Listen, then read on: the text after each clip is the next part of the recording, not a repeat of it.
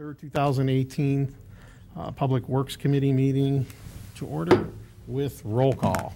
Mr. Coutura? Here. Mrs. Meany? Here. Mr. Shimitz? Here. Okay, we have no changes to the agenda.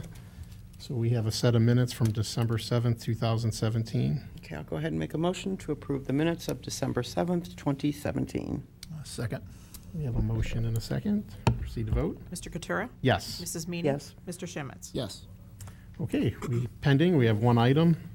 It's ordinance 1060.08, a change in time for placing rubbish and recycling containers out. And to discuss this issue with us, we have Mr. Dursick. Good evening. It's good to go first again. I missed those days.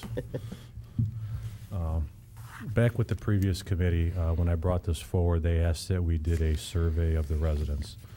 So we sent letters out to the residents offering up, and we put together some questions on Survey Monkey, which are included in your packet, along with the results from the survey. And for the most part, we didn't get a big response based on the mailing, but all the responses we did get were positive in order to, from moving the time change from 7:30 to 7 o'clock. The only, in the comment section, the one thing that I would add, though, the one thing that was noted is residents, the one issue they have is with the other residents not bringing their cans in a timely fashion. So we are addressing that internally. We're making sure we're going through the city on the previous days, you know, on the next day to make sure that the cans are being brought in. If they're not, they're getting notices. With the information that's in front of you, I'm requesting that we move forward with moving the starting time to 7:30 and forward it to council for their approval. I think you meant to move it to 7 from 7:30. Yeah, from 7:30 to 7. Anybody have any questions? I mean, I think just what you said, Bill, I think the biggest complaint that I get is from residents is that people aren't bringing their containers in, and they're out all, I mean, I'm a Friday pickup, so they're out all weekend, or they're out, you know, till Monday. And yeah, the one thing that we did through leaf season, since we were in on Saturdays, was I had instructed the managers to drive through Friday's rubbish route, identify those addresses, and send them notices to make sure they're bringing their cans in. Right. And just another comment that I see, and I do this some myself, is a lot of people seem to take their garbage out the night before. Right. So, I mean, as far as the time change. It lines up better with our summer hours, because in the summertime, we start at 7 in the morning and work till 3:30. This way, we don't have to go back and collect any late stops. Okay. And how many answers did you get? 135, is that? Yes. Okay. And plus or minus a few phone calls Okay. that some residents didn't understand how to go get on the Survey Monkey. Okay. Okay. Okay. I'm good, yeah. Okay, I'll go. I had a couple of comments and a question. One of the things that I think the committee was concerned about prior to the new committee beginning in December was that we weren't just this was something we were just going to rush without having a conversation and alerting the residents. And I think we have, you know, mailed everybody. We've done the online survey. So I think we've done our due diligence as far as trying to get some input from the residents. And so I'm comfortable moving forward with changing the time as well, now that we have taken our time to communicate this as well. One of the questions that I had was, and we're going to do obviously a little bit of housekeeping here. We're removing and some of the things within the ordinance, but a few words: garbage, debris. There's just some different changes. One of them was that the recycling receptacles and garbage are supposed to be placed on the opposite ends of the driveway apron. So that's no longer something that we're requesting residents to do. They should still continue to do that. They put on opposite ends, because when the arm goes out for the truck, if their cans are too close together, then it's hard for the truck to grab them. So we are requesting that the residents do that. We will be sending out a citywide mailing in the spring, reinforcing the fact that we're going to bring the starting time to 7 o'clock and re-educate residents on the proper way to put rubbish out and what can and cannot be recycled. So a full mailing will go out in the spring. Is there a reason then why we're removing this? I honestly cannot answer that. I'd have to talk to Carol. Okay. She was the one that rewrote the ordinance. Okay. Anything Okay. further? Okay, I'll go ahead then and make a motion to have legislation prepared modifying ordinance 1060.08 which is the changing the time of the rubbish from putting your rubbish out from 7:30 a.m. to 7 a.m. as outlined in the memo from Bill Dursick to the Public Works Committee dated December 27th, 2017. Second. We have a motion and a second. Any further discussion? Proceed to vote. Mr. Katura? Yes. Mrs. Meany? Yes. Mr. Schimmitz? Yes. Thank you. Okay. Okay, under new, we have our storm response status update.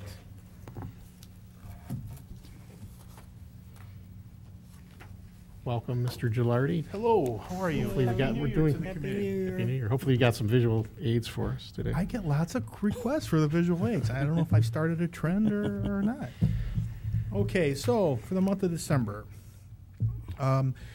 the Drainage Division assisted a lot with snow plowing because unfortunately it's this time of year, so we did a lot of snow plowing this month.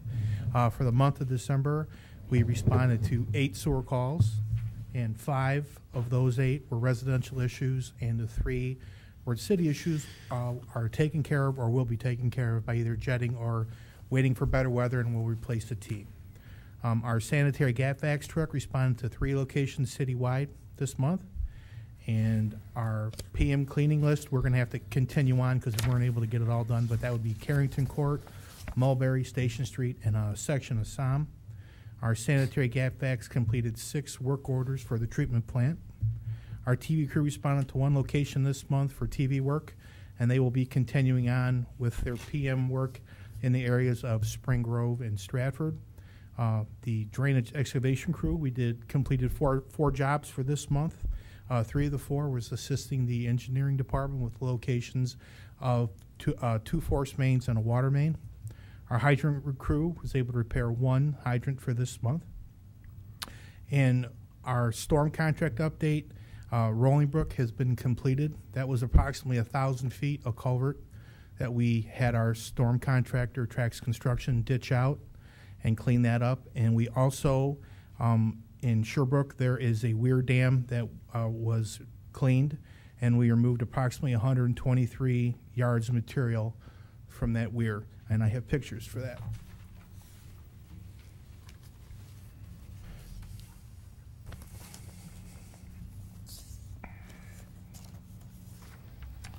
Okay, so this is in Sherbrooke. And as you can see, this is a weir. It's a channel that goes from the dam flowing into the pond. And as you can see, this is all full of muck.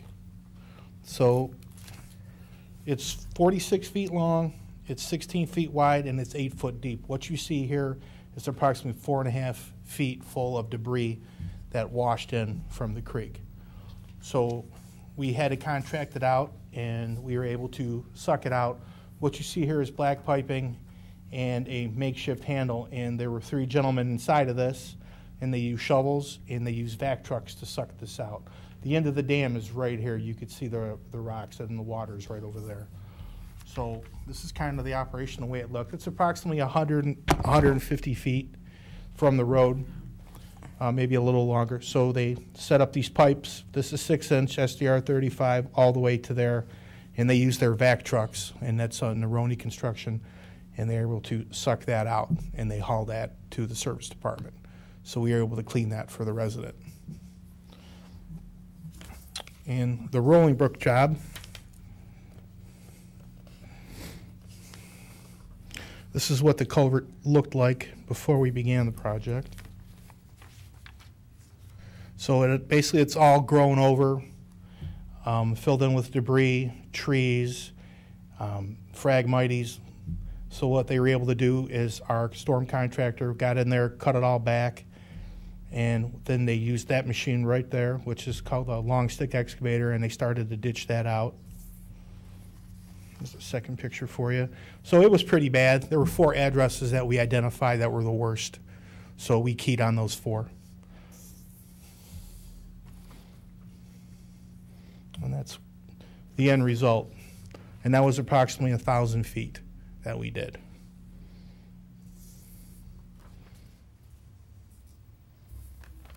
I checked on it today. You couldn't really see much because it was snow covered. But the day they got it all done, it was flowing pretty good, and it flows down to the ponds at the end. So I thought that was a really, really good project to do. Mike, could you put a side-by-side, the before and Sure. after?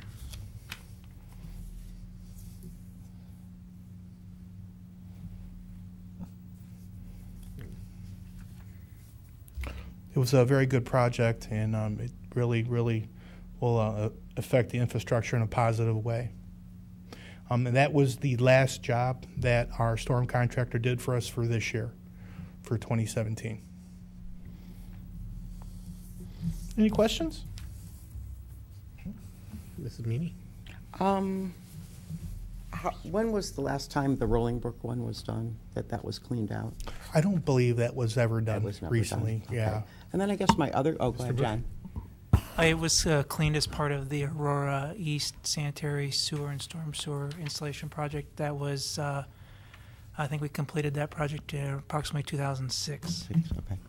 Okay. And then my other question, when I see the Sherbrooke one, you know, the lake, that lake obviously looks like, how does the city decide when to go on, to me, what's private property, or to take care of lakes that are in different subdivisions where you want to say it's the, Okay. okay. There is a city easement in that area. Right. And Okay. I think Mr. Dursick's probably. Okay. So, because I just think some residents might think, well, wait a minute, they won't come into, you know, the lakes in my subdivision. Why are they going into the lakes in this one? So, Bill, if you're, Mike, whoever It's can explain. technically a sediment trap that's back there. Okay. And it is a city easement that was put in place, I would have to say, close to 15 years ago. Okay. And it drains from Briar Hill Lake, and it eventually ends up there. Over in Sherbrooke, okay. So as a maintenance issue, we go in there annually Okay. to clean it out. Okay. Yeah. Okay, thank you. Any other questions? Okay, thank you. Appreciate it, Mike. Okay, number 3, the City of Solon, we're going to start with the 2017 Infrastructure Improvements Report. Good evening. How's the committee John. tonight? John, you're doing well, thank you. Just to update the committee on the last infrastructure, 2017 infrastructure update.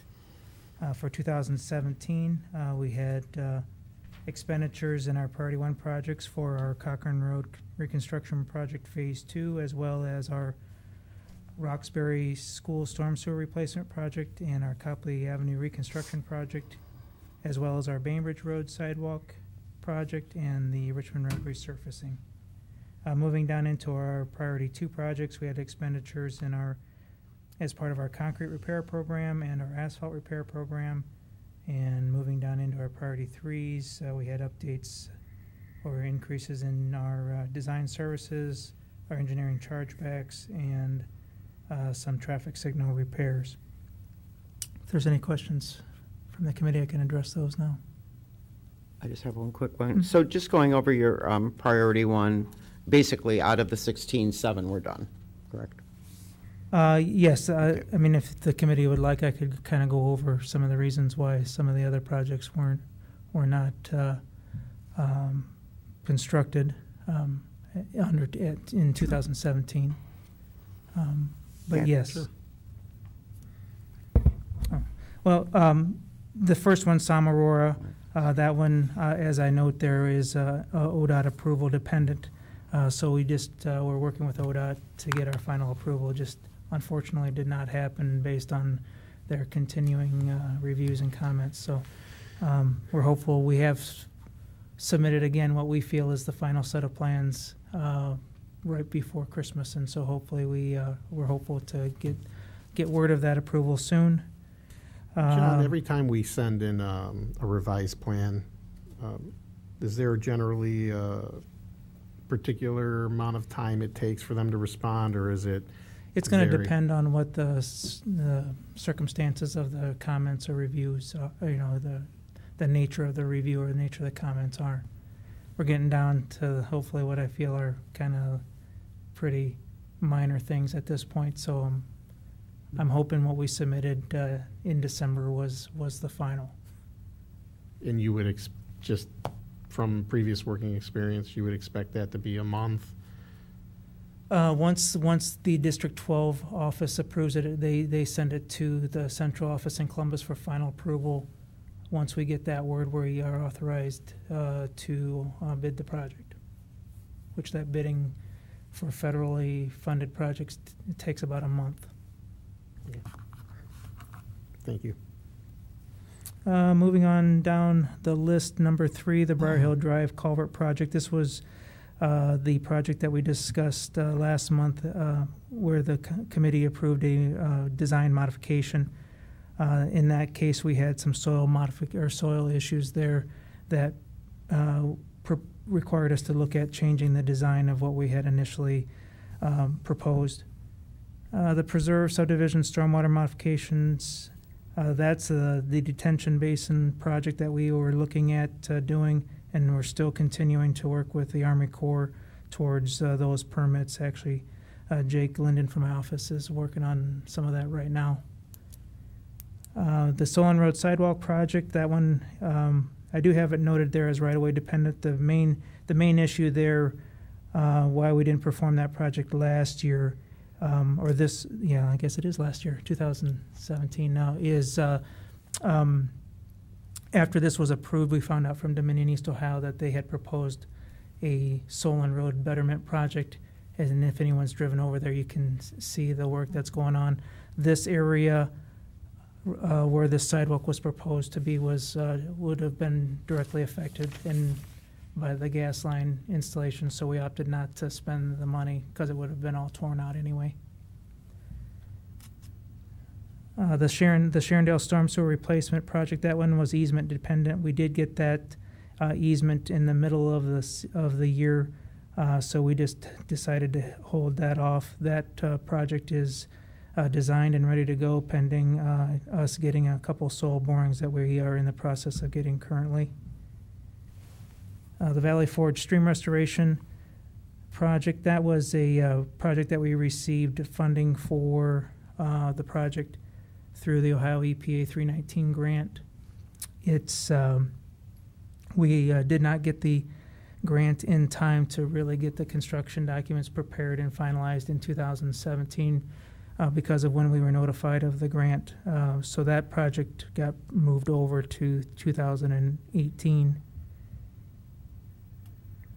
The Sherwood Drive Culvert Replacement, that project just, we got really busy with a lot of commercial projects that were going on last year, and unfortunately we just weren't able to complete that one. That one is substantially designed. I'm in the process of reviewing that now, and we should be ready to bid that out here very soon. The Som Center retaining wall and fence, we worked with the planning department on that, and that project actually is ready to bid out. We just weren't in the process. We weren't ready to bid it out in order to complete it before the fall last year, so we just opted to hold it. But that one is ready. I have a few minor comments that I got just a few weeks ago from the planning department. We're incorporating those, and I should be bidding that here in the next week or so. The City Hall entrance, as I note here, this is the infrastructure portion. In 2017, the capital portion of that project was not funded, so we couldn't put the two pieces of the puzzle together for the complete funding of the project. So that's why that one wasn't completed, and that was carried over then to 2018. Hey, John, do you have any picture renderings of the retaining wall? I did. Oh, I do have those. I shared those with the committee probably a few months ago. I can send those out to the committee if you'd like them. Not a problem. Thank you. I just didn't bring them with me tonight. But I can just email them to the committee if you'd like. Yeah, that'd be fine. Okay. Thank you. Are there any other questions from the committee?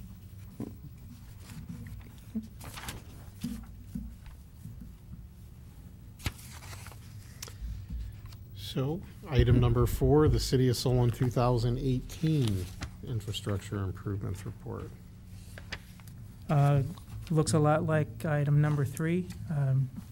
Has our approved projects for 2018 outlined. You can see we've already awarded 2 projects in our priority 2 projects, the sanitary and storm system repairs project, as well as our emergency and miscellaneous roadway repairs project. You can see those awarded amounts there in red.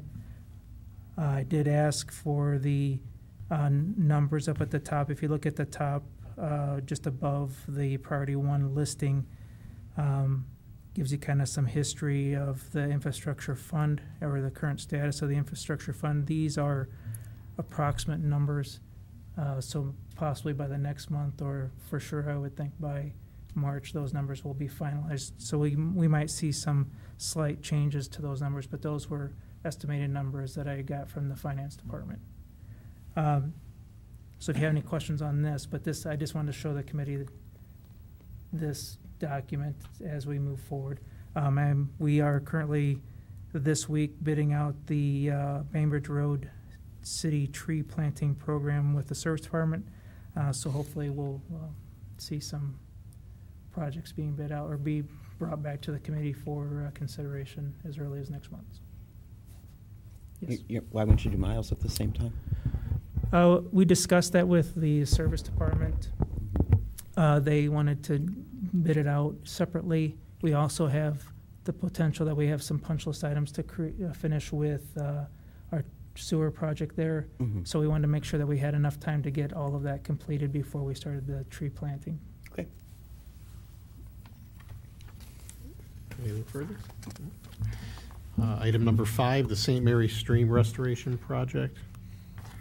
Final change order. Yes, this is the final change order for our St. Mary Stream Restoration Project. The original contract amount was $136,626.60.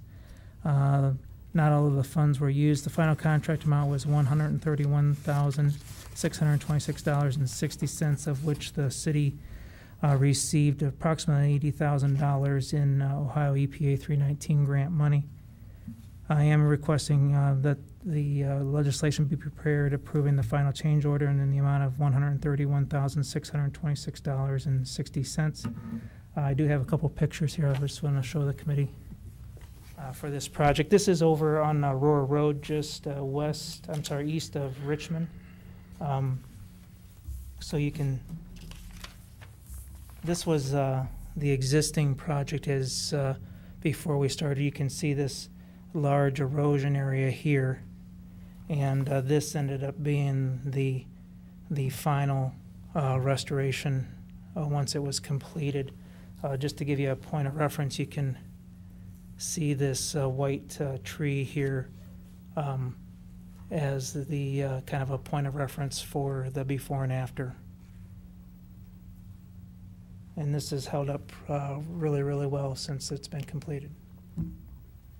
And we are also got a little public participation involved with this project. Marcy Rizzo had coordinated a planting of the trees and shrubs with a local Girl Scouts troop here from Solon. Oh, that's great. Very nice.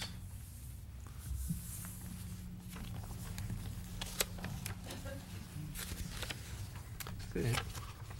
Any further questions? I see that the contractor evaluation was one of the best I've seen since I've been on the committee.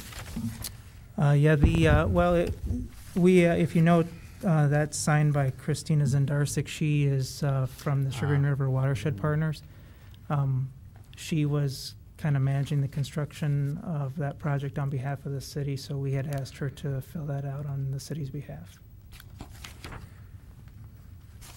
She may be an easier grader than Mr. Driscoll is. Potentially.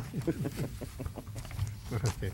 Do we have a motion? Sure. I'll go ahead and make a motion to have legislation prepared authorizing the final change order for the St. Mary Stream restoration project in the amount of $131,626.60.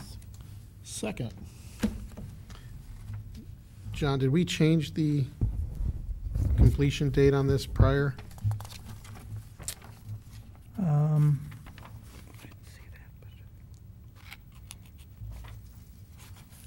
I am not sure, but if the committee wouldn't mind including that in their, amending their recommendation, I would propose that we add those We 2 need to days in there extend 2 just in days. case. Okay, I'll amend my motion then Thank to you. extend it for 2 days. Okay, Bob, you okay with that? I'm okay with that. We have a motion and a second. Proceed to vote. Mr. Katura? Yes. Mrs. Meany? Yes. Mr. Shimmons? Yes. Item number 6, our 2017 annual preventative maintenance program contract, to the final closeout.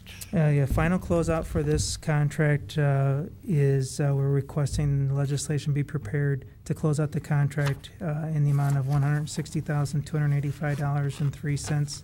The original contract amount was $154,271 for an increase of $6,014.03.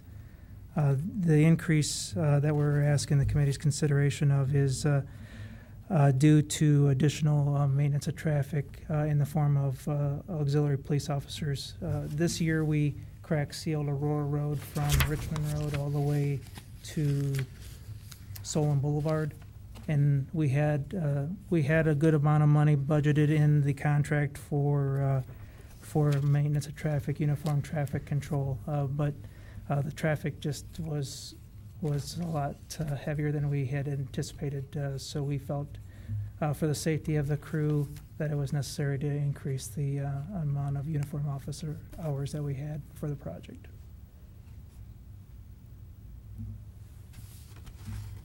Question. Mrs. Meany?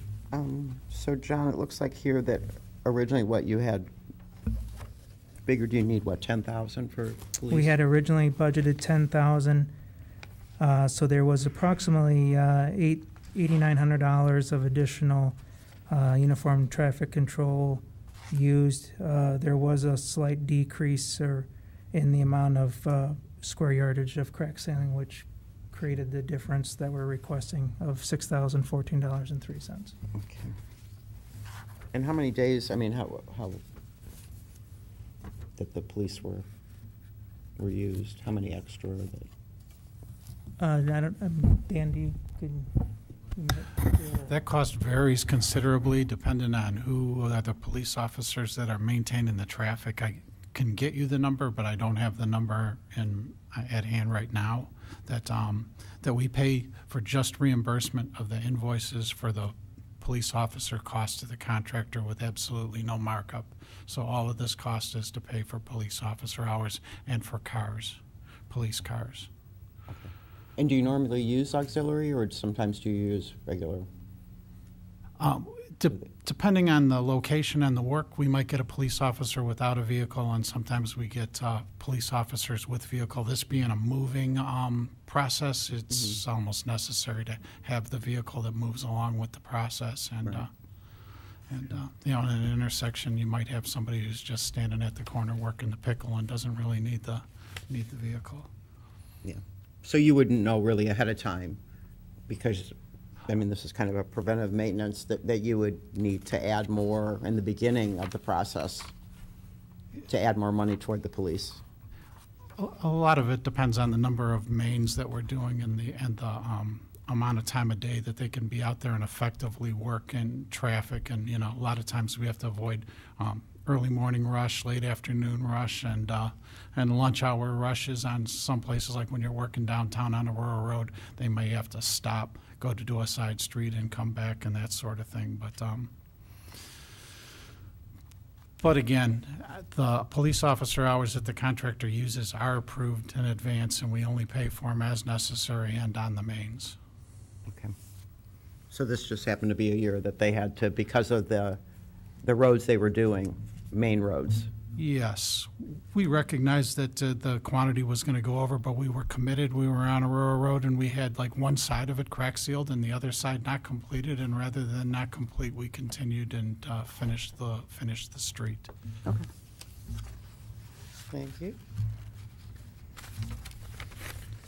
So based on the contractor evaluation form, and Mr. Driscoll did the grading on this one was relatively high as well. I got the impression that the need for the additional traffic maintenance and the uniformed police officers for purposes of the traffic maintenance was not as a result of any fault with respect to the speed or quality with which the work was being performed by our contractor. Would that be a safe assumption? Well, that's a true assumption. The honest goodness fact is that the contractor came out here and aggressively went after the project this year, and it wasn't a hit and miss thing. He started it and he worked on it continuously till it was completed and was very productive. John? The other factor I think that played into a lot of the overage too was how cracked Aurora Road was. I mean, we're paying for the traffic control uniform officer hours on an hourly basis. If you notice, the crack ceiling's on a square yard basis, so it doesn't matter really how long it takes the contractor to do the square yardage, but we are paying for the traffic control on an hourly basis. So that's another factor that plays into how much, and one of the reasons why it went over, just because we had more cracks to seal, it takes longer time. Okay. Any further questions? Do we have a motion? Okay. Let me just kind of hang out for a bit. Thinking about it. Okay, I'll go ahead then and make a motion to have legislation prepared, approving the final change order for the 2017 annual preventative maintenance program. And we're going to close out this contract in the amount of $160,285.03. And this is a $6,014.03 change in this order. And this is to be paid to Asphalt Fabrics and Specialties. Second. We have a motion and a second. Any further discussion? Let's proceed to vote. Mr. Katura? Yes. Mrs. Meany? Yes. Mr. Shimmons? Yes. Item number 7, our 2017 annual sewer grouting program contract. And this too is a final change order. John? Yes, this is a final change order request to close out this the 2007 annual sewer grouting contract in the amount of $241,015.37. This is a decrease of $7,978.43 from the original contract amount of $248,993.80. A breakdown of the final cost and quantity as well as the contractor review form are attached for the committee's consideration.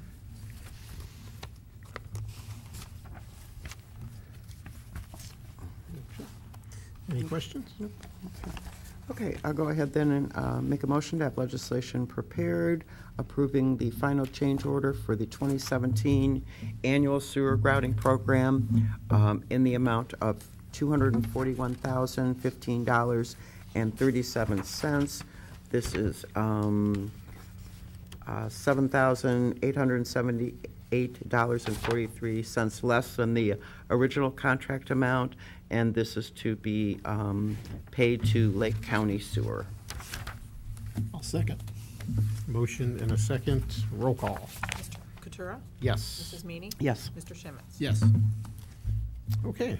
This brings us to item number 8, our 2017 supplemental inspection services contract. This is for a change order on contract 2017.02. Mr. Driscoll. Thank you, Mr. Chairman. As you're aware, our infrastructure being constructed and reconstructed in the city is one of the most important investments that the city makes in its future, and having capable and qualified inspectors to verify the quality and the cost of that construction, and to maintain the best possible level of customer service to our public, residents, businesses, and traveling public. It's important to have capable and qualified inspectors at the job. Also to assure that the project serve us well into the future, many decades into the future. As you're aware, we use a supplemental inspection firm to accomplish this project, and H.R. Gray and Associates has supplemented our in-house construction staff on this year, and honestly done a very excellent job at the project for us. They've assisted us with the inspection of 15 different construction projects and maintenance projects, and on average, probably about 6% is the cost of the inspection compared to the cost of the construction, which is well within the industry standard from what I see when I discuss this with ODOT and other communities. The construction continues today at the sanitary and storm system repair project, as Mr. Gilardi just showed you pictures, and he's got some jobs lined up for the new contractor this coming year. We have Dominion East Ohio, who has 2 crews working out on Solon Road as we speak, and on their betterment project. We have our Bainbridge Road Culvert project, which is continuing through the winter into January, possibly into February, depending on how the weather's going. We also anticipate projects are going to be starting out in the spring with our tennis court resurfacing project should be starting up. We're expecting the Som Center retaining wall project will get going, concrete repair program, Carter Street reconstruction, and the Som Aurora intersection improvement project to start. Based on what we anticipate for cost for ongoing and anticipated construction, what I'm requesting is $140,000 be added to the project in change order to help pay for the cost of the supplemental inspection services. Do we have any questions? Does the committee have any questions? Mrs. Meany? Yeah, I got a few, John. Or Dan. Okay, Dan, so we got this contract with them, it looks like in end of May of 2017, correct? Yes. Okay. And, I mean, I got to be honest with you, Dan, I'm struggling with this one. I mean, this is almost like a 33% increase. Yeah, it's a And, you know, I mean, that's, considerable amount. you know, to do a change order of that amount seems a lot. And I guess a couple questions I'll ask you. How many inspectors does the city have? The city has 3 in-house inspectors. Three inspectors, okay. And H.R. Gray's provided us with 11 different inspectors on, like I said, 15 different projects. Yeah. So I mean, my questions have nothing to do with this company. I'm sure they're a great Mm-hmm. company and all that. I guess, you know, what I struggle with a little bit is if, you know, when we went back to item number 3 we had 16 projects, we did 7 of them. So I guess I mean, how much more would it be if all of these projects had been done this last year, and when we did the original contract price of $350, I mean, how much have we paid them? So have we already paid them $350,000 from May 31st to presently? we have not yet, but we're approaching that number. Seriously? Yes, yes, we are. And we've probably used them on more than, I'm not sure how many you said, but 6 or 7 projects that we've used them on our preventative maintenance project. We used them on Cochrane Road. We've used them on our private property and commercial property projects. I guess, well, let me start with this. The $350,000 that we've budgeted in the past is a number that typically has been sufficient, but in 2 occasions I remember coming back and asking for an increase in that amount. That number has been a fixed number for the past 10 to 12 years. And since our 2006 project with QCI, I remember, was a $350,000 project.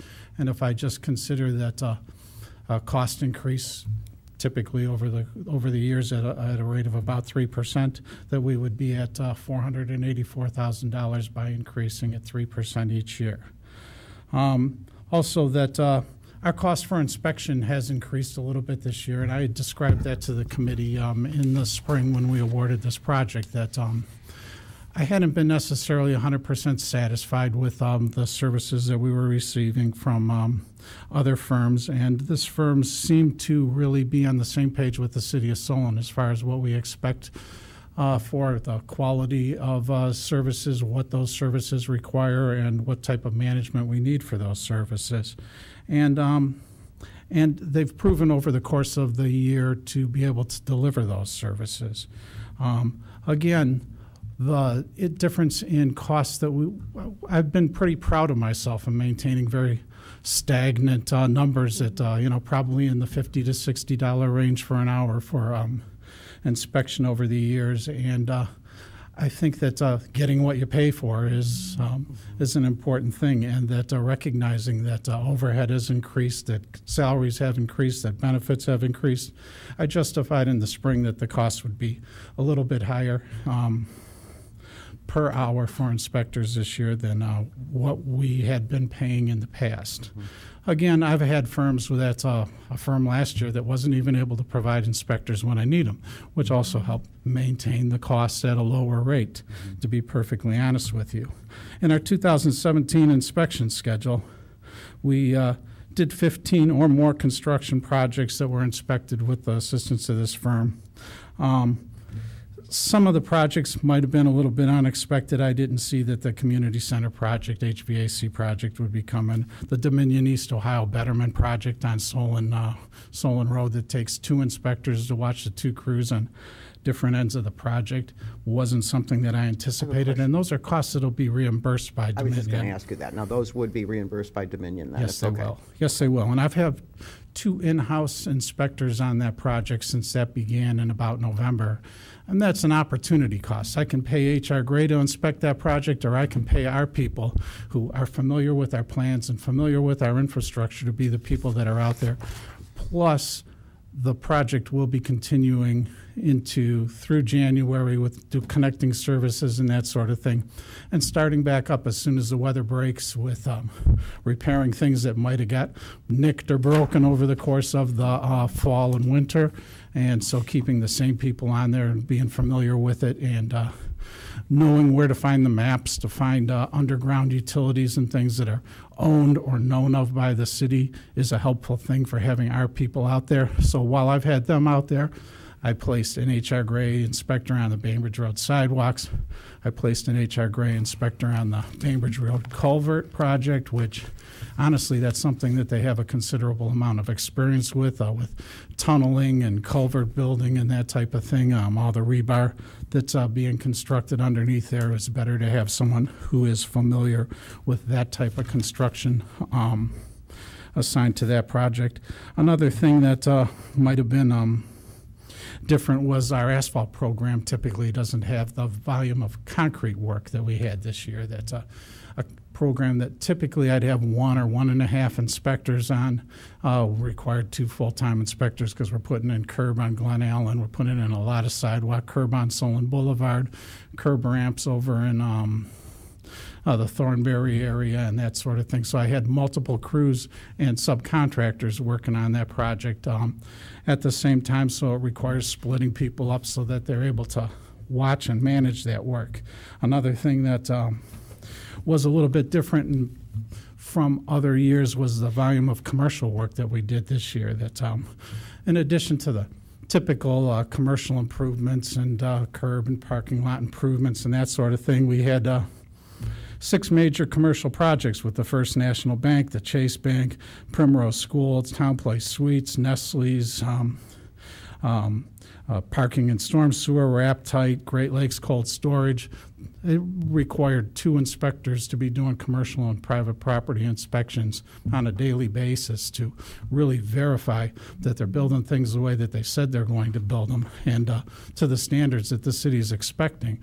And so it was something that, you can't really anticipate these things in advance all the time, but they're very important that we're getting them done just the same. So we used a lot of inspectors, but we accomplished a lot of work in a lot of different places. And I believe that overall, we've kept the costs to a reasonable amount. I have in front of me the percentages that we paid of inspection costs versus...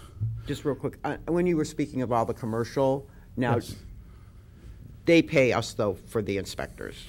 Or is that, No, I don't No? believe that those are reimbursed costs that well, we, Permit fee? yeah, I mean, there's no, I mean, if it's, they pay a permit fee, they pay street opening permits and that sort of thing, and John can add in if he wants to tell me any other ways he might. No inspection costs have been reimbursed. That hasn't been a policy of the city in the past. interesting, okay. Is that normal? Since my tenure here, yes. Okay. Well, and since before I started working here, I believe What about that's like been- for, if somebody was doing a housing development, does that contractor pay for their inspectors, or for, our inspectors to inspect their? Those inspection costs are reimbursed to the city, and that a refundable account is set up for that up front.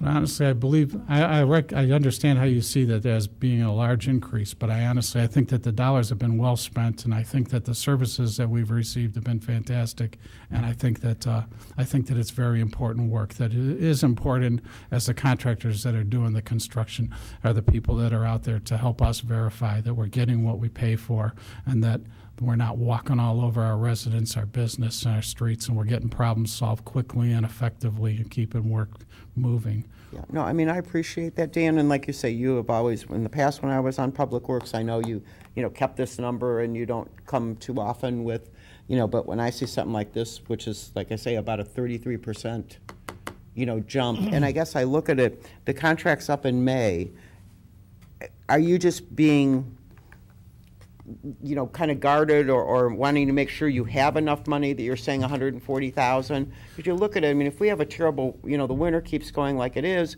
and these projects aren't going to be going, so there really isn't going to be much to inspect. I guess that's my other question is, I mean, how much of this 140 do you think by May 31st, that's the end of their contract, correct? Yes, it is. And I hope to come back next month to renew that contract, to be honest with you. I honestly did my very best projection. I can't expect that the weather's going to be so bad that we can't work. I know that So you're just projects looking at, are ready okay, to come out. I expect these projects to be started fairly soon. I'm going to need X amount of inspectors. Yes. How many inspectors, with this company, how many of ours, like they're not out there overseeing them or anything, are they? No, I've done that in the past, and, Okay. and a lot of it has to do with the quality of inspector that I've had from firms in the past and the quality of management that those firms provide for their inspectors in the past, that I have had an inspector who was an area person in past years, but this year the person who does that was assigned to Miles Road, and I kept him there, and it really wasn't necessary. With my new assistant Jared, who's been with me for a year now, we were able to monitor the work of our inspectors, because I inspect them just like I inspect any other contractor who works for the city. I consider them a contractor who works for us, and their work needs to be verified just the same, and that the management that they receive from their firm that we pay for as part of the contract at a rate of $95 an hour, I honestly use about 20 hours a month for that person.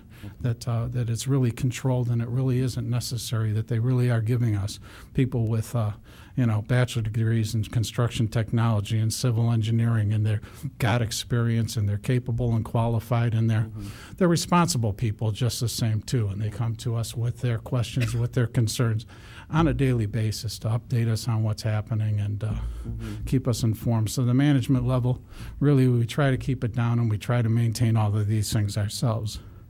Another thing with regard to their cost, I just want to point out, is that I believe that the average professional service firm, an engineering firm, or a construction firm that provides services to the city, their overhead costs are typically in the 120% to 150, 160% of the cost of the actual direct fee for the hourly cost of the individual. And if I apply those same overhead costs to the people who work in my department, I applied, just for, as an example, I applied 1.3, 1.4. I tried to keep it up responsible, conservative, and I'm at the same rates that we're paying for these people, except I have the versatility of bringing them on when we need them and letting them go when we don't need them. I don't have the versatility that I have with my people where I can send them to go do all kinds of other different things. And, you know, our people are very versatile and do a lot of things for us. You know, one of them does a lot of estimating. They're better to put on emergency road repairs than a person who's not familiar with our standards and that sort of thing. But generally, their cost is the same, but I'm able to build up the staff when it's necessary, when we're doing a lot of construction, and have as many as 11 people working at the same time, and reduce it back down to 3 as soon as we can, honestly. And I assume they gave you all the paperwork. I mean, you could show us as a committee, here's what they worked from May until now. Daily, I can show you every hour. Here's what HR grade. These many guys were on projects. All of that. I don't know if I have a copy of the spreadsheet that my secretary Laura makes for us, but I mean, I have a spreadsheet that's this wide and it's color coded and it's got every individual and every project and every date down the side, and monthly we verify every hour that we pay for. Okay. I mean, it's not that I don't trust you, Dan. It's just this is such a big number to. I understand. I appreciate that. I mean, if it were my money, I'd give it to you without even thinking about it, but, you know, it's not, so. Well, thank you. I don't know if anybody else has any. Engineer Bush had some comments, I believe. Oh, I was just going to say that when Dan talks about a spreadsheet, I can attest to it because I also review it. So it is a pretty detailed spreadsheet that shows hour by hour, person by person, project by project. Mm-hmm. Yeah. And so I guess my comment would be, I mean, it seems like you really like this firm, would be when, you know, and I guess I didn't look to see, for the 2018 budget, what do you have budgeted, Dan, for? 2018 budget is, again, $350,000, because I really don't know what to expect until, you know, there's lots of good reasons that John explained to you why projects don't necessarily start up. And so rather than put an artificially high number in there, I'd rather come back and explain this again when it becomes necessary, when I've calculated a more accurate number on exactly what we might need in the future. But I feel pretty good with this number getting us through till this time of next year, even with you know, the Samarora intersection project starting up, which is going to require a couple of inspectors and that sort of thing. Yeah, I guess my only comment on that would be, you know, personally, I may go more. I mean, we always comment and we'll say, you know, a couple of these came in under what, you know, the original amount was supposed to be. And so I think, and I don't even know what the auditors, when they would look at our books, would say, wait a minute, why, boom. You know, these are, to me, anytime you have a change order, it means something wasn't calculated right. I mean, to a layperson, it's like, well, wait a minute, that they must not have calculated it right if it has to have these change orders. And you guys are so much better. I mean, there's very few change orders that I've seen in the last couple of years than when I first got on council. So I guess my only comment to you, maybe it would be better to go, instead of 350, go 400. Because then if you use less, we'll be really happy with you, and you won't get kind of, you know, like tonight when you're saying, I want another 140,000. Won't look so bad. You know, it's kind of like, whoa, wait a minute, time out. You know, you're talking about, you know, 6 months. Yeah, I understand. I appreciate that, and I will consider that in the upcoming month. I guess that would be my only, and that maybe would be something to talk to Matt Rubino about, you know, like I say, there's just nothing that I'm, you know, think there's anything, you know, not being done completely, you know, on the up and up. You know, I trust all of you guys. I know that, you know, you're more than honest, but, you know, we have an obligation to, like, make sure that, you know, like I say, this taxpayers' money, we want to make sure it's all going into the right, you know, the right place and everything's done right. I understand. I have that obligation too. I know you do. I know you do, and I appreciate that. I take it seriously. So, yeah, no, I appreciate your, you know, answering my questions and my concerns, but I think you have to understand, like I say, you see this and you go, whoa. I understand. You know, you're wanting like basically 33% more, you know, added to this contract. So those are my... So Dan, the funds for this change order come through the infrastructure? Yes, they do. Okay. And so if I can just maybe paraphrase what do I say, the Reader's Digest version, large print. I think I might have it in the last paragraph on the second side of the paper already. Right. I guess the point that I think you made to the committee tonight is that there was more work that the inspectors actually accomplished than what we initially projected that we would Yes. have a need for. And it's a substantial amount of work in your estimation, or I should say in your report to us. And you believe that the quality of work that we're getting is it's quality work, Oh, absolutely. and that it is a benefit to the residents. Yes. Okay.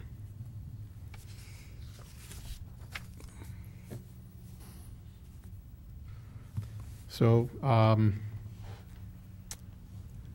is there any other comments? Then in response to Mr. Driscoll's December 21st, 2017 memo to the Public Works Committee regarding the supplemental inspection services contract, I'd like to make a motion to prepare legislation that approves change order number 1 to the 2017 supplemental inspection services contract number 2017.02, which will increase the contract amount by $140,000. Second. We have a first and a second. Any further discussion? Proceed to vote. Mr. Katura? Yes. Mrs. Meany? Yes. Mr. Shimitz? Yes. Item number 9, the Som Center Road, Cannon Road intersection improvement project. It's a request for modification to engineering services contract. Mr. Bush. Good evening again. I'm asking for a contract modification of $9,800 to Ari Warner for our Som Center Cannon Road intersection improvement project. And this is to do some additional design and survey work for some proposed drainage changes that I want to do as part of the project. I have this overall aerial of the project area. This is Cannon Road. This is Som. Drainage-wise, Cannon Road is kind of the breaking point. Everything from Cannon Road to the north drains kind of to the north this way, and east of Som it drains kind of down the hill. Everything kind of on the south side of Cannon kind of drains generally this way.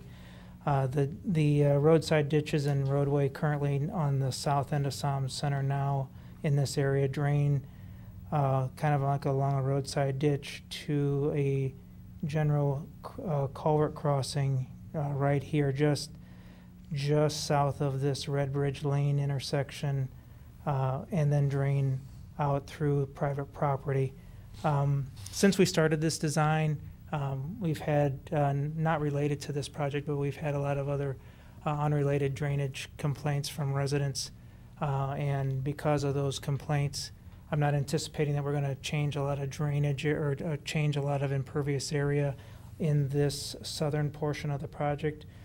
Maybe slightly for a little bit longer turning lane here at the Cannon on Som for the Cannon intersection. But generally this southern leg of the intersection will predominantly stay the same. The proposed change that I am asking the committee's consideration for is to do some additional survey down, to bring the survey down all the way in, to include all the way down here to Springside Lane, and eliminate this culvert crossing where this drainage comes here, and ultimately bring a new storm sewer from the intersection all the way down here to Springside and tie it into our existing storm sewer on Som Center. Ultimately, this drainage goes to the same place. So it's, and like I said, we aren't really changing the drainage much by adding a lot of impervious area, because we already have a turn lane here Like I said, it might widen it a little bit because of the length of the turn lane here at the intersection, but generally I'm not anticipating a lot of change in the amount of impervious area. I guess I'm just being a little bit precautious in nature. But the request that I'm asking for tonight is for the survey work and some additional design to incorporate some additional work down in this end to ultimately tie in this storm sewer to the Springside Lane intersection. In the request that I had provided to the packet, you can see from some of our preliminary design work that we were looking at is this. This is a piece of the original plan that we were looking at working at with R.E. Warner, and this being Red Bridge Lane here. You can see we were proposing to tie that our proposed work into that drainage area that I had shown is right here, just south of that Red Bridge Lane. So ultimately, that's the purpose of my request. Any question? Mrs. Mean? Okay, so again, we paid $115,745 to this company, correct? Yeah, we haven't spent all of that. Okay. So when did they do, because I know this has been one that I know you were, John, trying very hard to get some public funding to get us help with that. We had initiated this project on the idea that there would be a second round of stimulus funds way back when the idea of that second round kind of fell apart. Other priorities took over, and our work on this kind of subsided. We are starting to pick this up again, and part of the reason why I'm here tonight. Okay. So when did they do the work as far as the preliminary plans for the intersection improvement? How long ago was that done? I know we did the original RFP process in like 2009, 2010. Okay. So the stuff that they've done already, that's still, we're not, I mean, what they did as far as improving the intersection? The only thing that they are doing to the existing survey work that they've done before as part of this request is I've asked them to just go back through and spot check a few elevations, because we did resurface the intersection as part of the SOM widening or SOM resurfacing project. I'm not anticipating that those elevations are going to change enough to significantly change our existing survey work that we've already performed, but we are going to go back and just do a couple spot checks just to verify. Okay. So, I mean, I just don't want, once this happens, and I know Mr. Couture and I would both be very happy when that intersection is taken care of. Your feeling is then what they've done on that work is something that will stay, and we're not going to need to go and do any more work as far as the actual intersection work?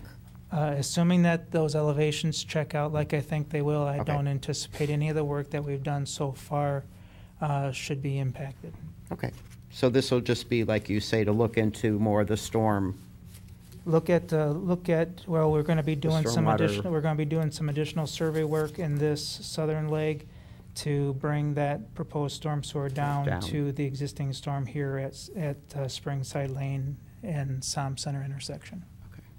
And your plan then would be, once maybe, is to do all of this at the same time? Do the intersection and then do the whole storm sewer would all be done as one project? Yes, it would be all done under one project, yes. Okay. Mr. Schmitz? You mentioned there was an issue with some flooding issues or something. Was that around Hummingbird in that area there? Is that what is it? I would say not necessarily flooding, but just perceived drainage concerns from some residents that felt that the city was causing some drainage issues on their private property, which I worked with our law department to resolve those. Okay. All right, thank you. Good. Okay, I'll go ahead then and make a motion to have legislation prepared, approving the contract modification for R.E. Warner for the SOM Center and Cannon Road intersection improvement project, and this modification will be in the amount of $9,800. I'll second. Motion and a second. Proceed to vote. Mr. Couture? Yes. Mrs. Meany? Yes. Mr. Schmitz? Yes. Thank you. Thanks, John. All right, under correspondence, we have none. Under other, under our projects and reports, item number 10, the engineering department study design report.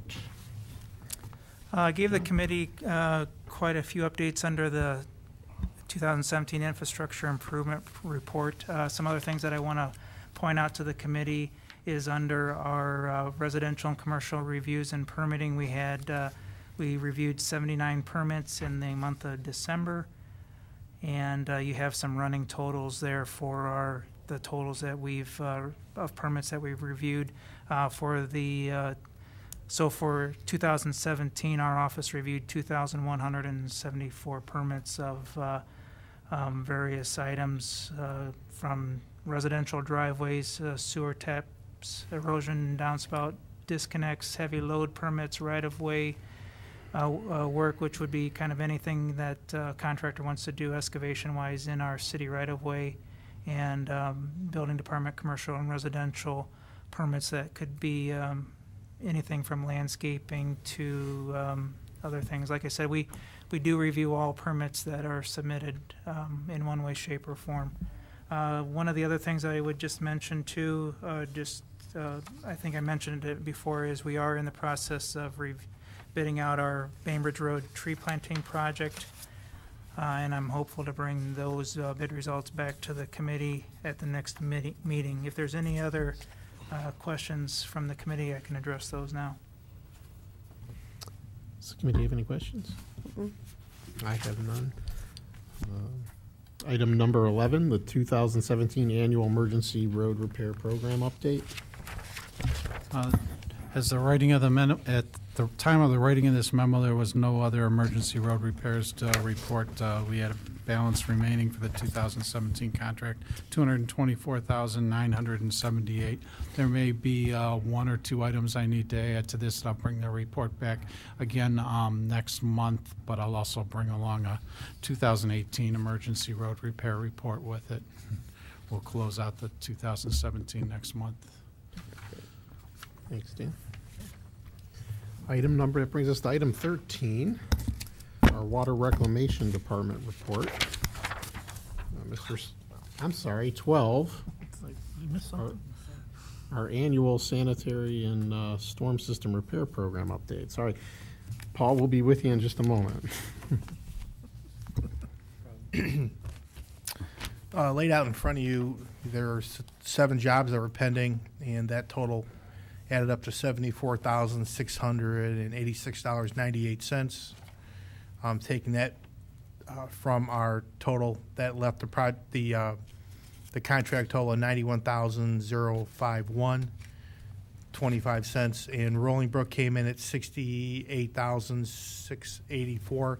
That was the initial estimate. I talked to the inspector last week. It may come in a little below that, but if it did came in at the $68,000, our total on the contract for last year would be $22,367.25, and that would be the last for the contractor for the year 2017.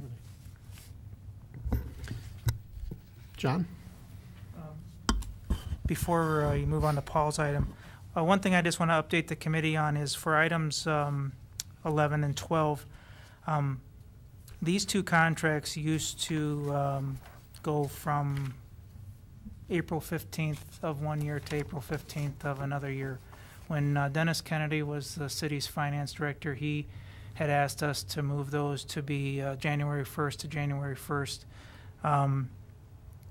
Since we've done that, it seems to pose a few problems as far as having some days when we don't have a contract in place, and heaven forbid something happen. And luckily we haven't had any issues because of when the budget gets approved, so on and so forth. The contracts for the current year can't get signed until everything's in place. So there is typically a few days where there's no contract in place, and thank goodness nothing has happened where we've needed those contracts to be in place. So I actually had a conversation with Mr. Rubino today about moving these 2 contracts back to where we had them before. to April 15th to April 15th, or some date like that, maybe, in the springtime when maybe things aren't as busy. We wouldn't obviously want to change contracts in the middle of the summer. But that way we could assure that we won't have any openness of not having a contract in place should the city need it. I bring this up because at some point in time later in 2018, I'd probably bring something back to the committee, or maybe I'd ask Dan to do it, or Bill, as far as doing a time extension, most likely to extend these existing 2018 contracts, the necessary time to extend them out to, say, April 15th of 2019. If we budget our money right and we don't need the money, those change order requests probably wouldn't be a monetary item, they'd just be a time item. But I just want to address that with the committee moving forward. Okay. Thank you, John. I have a real quick question, Mike. Yes. With the Rolling Brook, so you're estimating 68,000? That seems like a lot to me. That was the estimate that came in from our contractor. That was their estimate, and I was talking to the inspectors, and it looks like hopefully it'll come in a little less. Okay. What we had 1,000 feet of culvert that hadn't been touched in a while. We had to get a specialized piece of equipment, the long stick excavator, because we did the work from the curb, and we used a lot of plates. They used a heavy machinery to move the plates. There was traffic control. They actually had to use some pipes and pumps to redirect the water downstream to give them an area where they could work. So it was kind of a technical project. Okay. Thank you. You're welcome.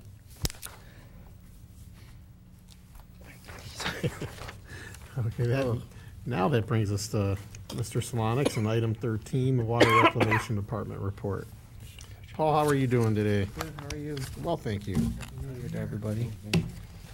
I just wanted to bring some updated photos from our preliminary treatment project. I think Stan had brought some back in the November meeting, and I forgot to bring some from December, so I kind of would start off from some of the stuff that you might have seen some of these, Chairman Katora, but for the benefit of Councilwoman Meany and Councilman Shimitz, they can see this. So again, this is for our project, our preliminary treatment improvement project. Right here, this is a photo of them pouring the walls. What they do is they pour the walls in place, and then they're going to actually hang these walls once the floor of the tank's in place. So that's more or less the rebar. They started pouring it. This is the finished product there. These walls are about 24 feet high, which is going to be the depth of the tank. This is some of the rebar. It was going in the bottom of the tank when they were doing the floor of the tank.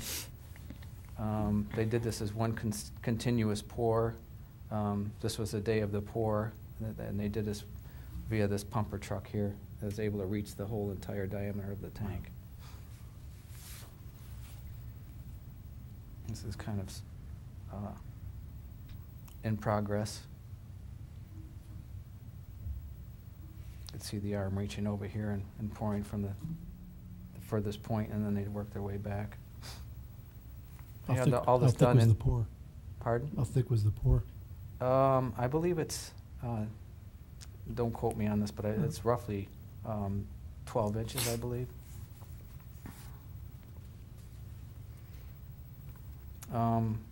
This proves that the tank will hold water. This was on the 20th when we had the rainstorm, more or less flooded everything. They obviously had to pump that out. They were fortunate through this whole project. We had really minimum rain in the fall, and this one day when it poured, it kind of filled things up pretty good. That was actually a concern of the project when they got down this deep. They were worried about having to pump out water, groundwater, excess groundwater, and really they didn't come across any. So this was really the only major water event that they had.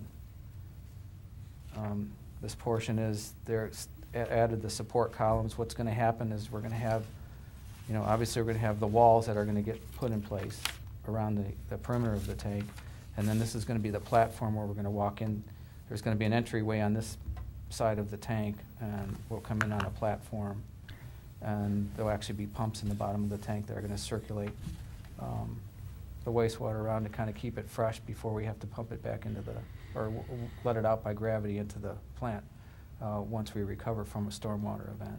Again, the whole issue with this is that we're creating a holding tank during storm events that we can hold. It's going to hold about 1.7 million gallons of rainwater. So that should help us immensely during storm events. Engineer Bush would like to make a comment. I mean, just to show the pure size of that thing, if I Paul know. could point out one of the laborers standing there on That's what I was the just concrete thinking. platform.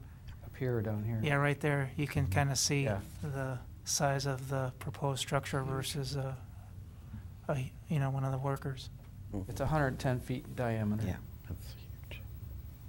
That's exciting. But you're happy, Paul, with how things are going? And Yeah, this is DN Tanks that was subcontracted through AP O'Horo to actually do these tanks, and boy, what a class outfit those guys are. great.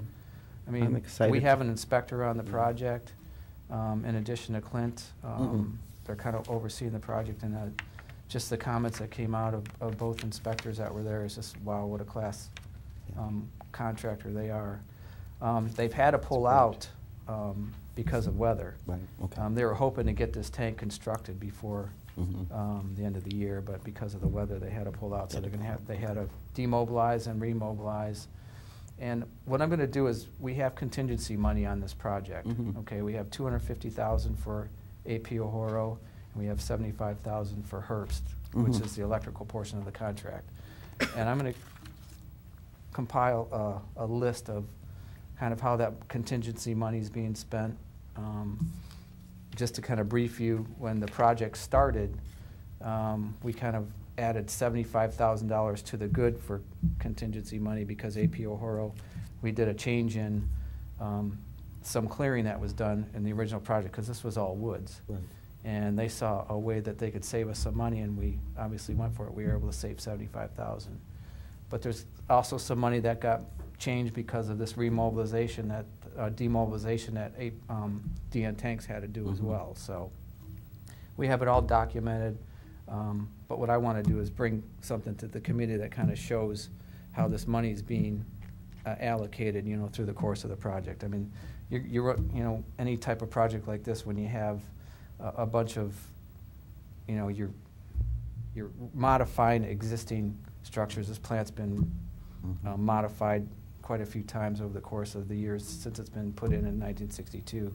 So you typically run across things that no one saw in the print, Right. where you got to, you have change orders to do that. And we knew we were going to have that more from the standpoint of the electrical side of it. There's a lot of control issues that we have. So, I think it's important to bring those to the table and keep the committee up to date of, how that contingency money is being Appreciate that. allocated too, so you guys could see that. Yeah. It's exciting stuff. And that's the final picture, just another one, Wow. another angle of it. Now, Paul, will we be utilizing our current AQ tanks as well? Yes. This structure here, this is the blower building. You can't see you can just see the top of the EQ tanks that are there right now, but it kind of extends through this photo almost. And that holds about 800,000 gallons. So we're going to be able to use both tanks in conjunction.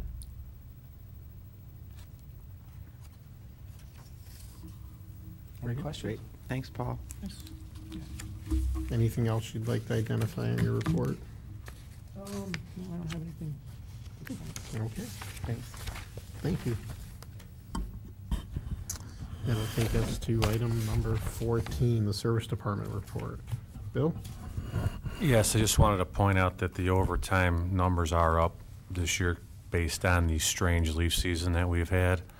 So that number is up for overtime for leaves. The other thing I'd like to add is, please, for the residents or anybody traveling through Solon, be mindful of our plow trucks.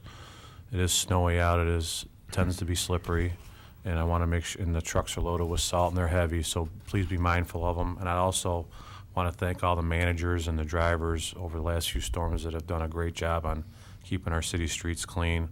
And I also want to have a special thanks to the guys that came in on their Christmas and New Year's holiday to come in and take care of our city streets. Can entertain any other questions that the committee has. I guess I have a question for you. Seems like the temperatures have been colder than what we've had the last few years. Is that 1,000 tons of clear lane salt going to be enough for you? We're going to mostly utilize the clear lane for early morning rush hours. That's what we've been doing so far. We have approximately 300 tons in stock right now. We didn't order the full 1,000. Okay. We also were able to utilize brine at the spinner. We have approximately 8 trucks that have saddle tanks on them. We apply brine at the spinner. It helps activate the salt faster. And it's another piece of equipment we have in our arsenal to fight the snow when it the snow when it gets really cold. So between the clear lane and using brine at the spinner, we should be fine throughout the winter. Thank you. I know I think it was Saturday night was kind of a crazy weather thing we had going on. I came home from work, no snow really, nothing bad. I left to go to dinner a couple hours later, and I could barely see pulling out of the drive. So, appreciate the efforts. Yeah, Saturday was rough. On Sunday, I came in to help the managers, and I left around 2 o'clock, and Mr. Gilardi was on, and I called to check in with him around 4:30, and he said it's snowing like crazy in Solon, and I wasn't in Solon. I go, I find it hard to believe, Mike, but they did a great job. They were out by 8:30, and then crews came back in on New Year's Day around 9 in the morning. We appreciate their efforts. It has definitely been noticeable, so we appreciate that. Any other comments from the committee? No. Seeing we have nothing under inactive, we'll entertain a motion to adjourn. You can make a motion to adjourn. I will second. A motion and a second. Roll call. Mr. Katura. Yes. Mrs. Meany. Yes. Mr. Shimmons. Yes. Adjourn.